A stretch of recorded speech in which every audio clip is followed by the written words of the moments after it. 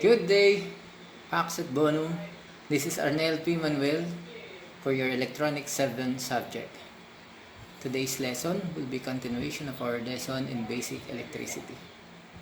Last lesson was about the history of electricity and electronics, where we learned how each inventors and scientists was able to discover and invent something out of the ideas taken from the other scientists or inventors, or how they dig deeper in others' invention and discovery simply to discover a better version or simply to invent the next improved version. It is truly remarkable that up until now, the development in using and discovering the marvel of electricity is indeed a very long track to all aspirants in the field of engineering, medicine, robotics, space, agriculture, and many more. Hopefully, the works and contributions of the different scientists and inventors inspire you to aim higher and, of course, set a better standard in our lesson.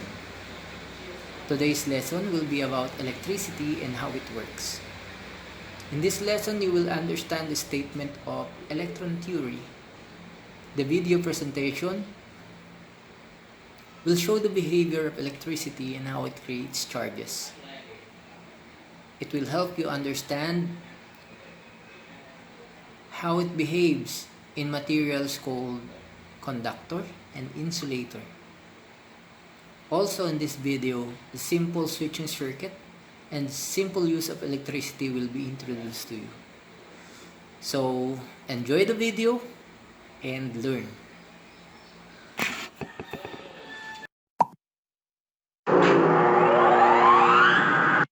Hey there guys, Paul here from theengineeringmindset.com. In this video we are going to be looking at how electricity works. Now this is pretty essential knowledge for any engineer, so we'll run through the basic parts of what you need to know. So let's start at the very basics, and for that we need to take a look at the atom. Everything, including you, is made from atoms. All the materials we use are made from atoms. The materials are just different because the construction of their atoms are slightly different. The atoms are made from three particles, two of which are found inside the nucleus, and the third particle sits outside this. At the center of the atom we have the nucleus. Inside the nucleus we have the neutrons, which have no charge, and we also have the protons, which are positively charged. The neutrons and the protons are much heavier than the electrons, so these will stay within the nucleus. Surrounding the nucleus are different layers of orbital shells. These are like flight paths for the electrons. The electrons flow along these flight paths much like a satellite orbits our planet, except that the electrons travel at almost the speed of light. The electrons are negatively charged and they are attracted to the positive charge of the protons. The electrons orbit around the nucleus in these orbital shells, and there are a set number of how many electrons can be in any one orbital shell. The number of protons, neutrons and electron an atom has tells us which material it is. Atoms hold on to their electrons very tightly, but some materials will hold on to them more tightly than others. The outermost shell is known as the valence shell, and in this shell some materials have loosely bound electrons which can flow to other atoms.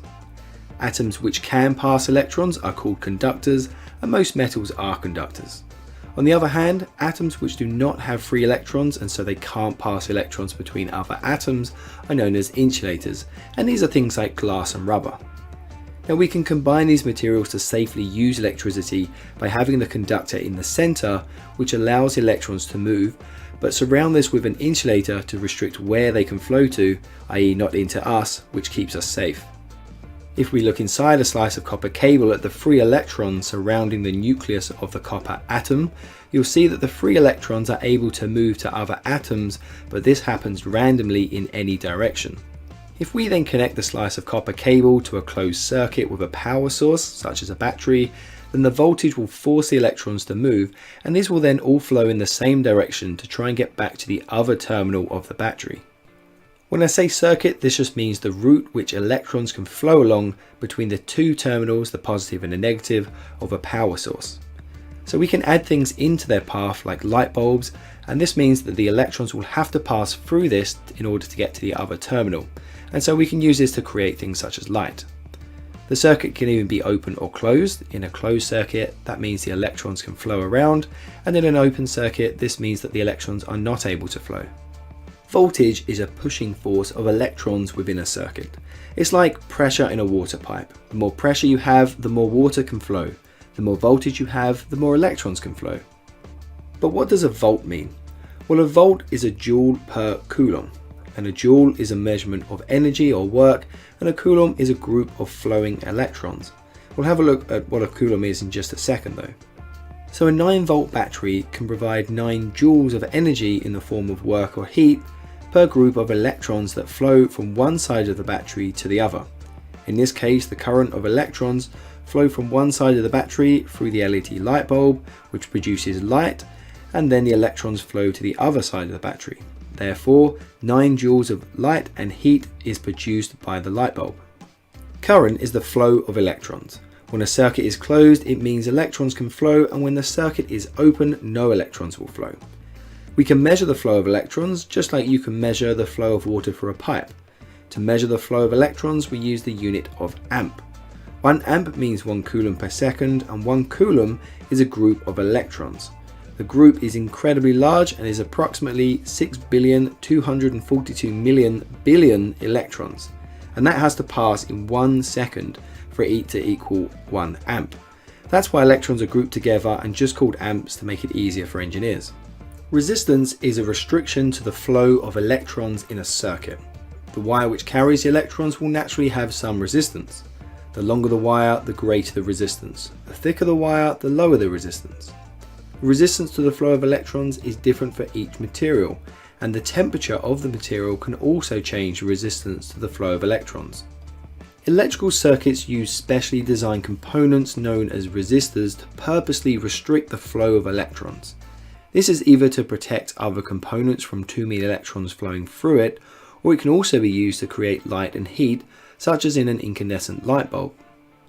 Resistance occurs when electrons collide with atoms. The amount of collisions is different from one material to another. Copper has a very low collision rate, but other materials such as iron will have much more collisions. When collisions occur, the atoms generate heat, and at a certain temperature the material will then start to produce light as well as heat, which is how the incandescent lamps work. I'm back! I hope you guys enjoyed the video about how electricity works. And I also hope that you learned a lot of things about electricity from the illustrations and animations used in it. The different terminologies used, I hope that you also caught some of it, like electrons, protons, nucleus, voltage, current, resistance, and of course the electron theory. The theory which states that everything, including you and me, is made up of electricity.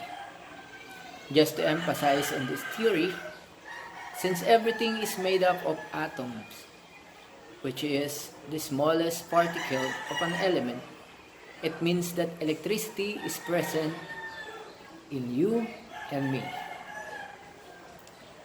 However, if you will ask me about the spark between you and your crush that seems to be like a lightning that rushes into your heart, well, that is something beyond electricity. You can ask your parents about that. Let them handle that. Okay? But for our lessons today, I do hope that you can answer the questions that follow to check how you digested the video. Again, answer the activity sheets next to this video. See you again next time. Peace and all good. This is Mr. Arnel P. Manuel signing off.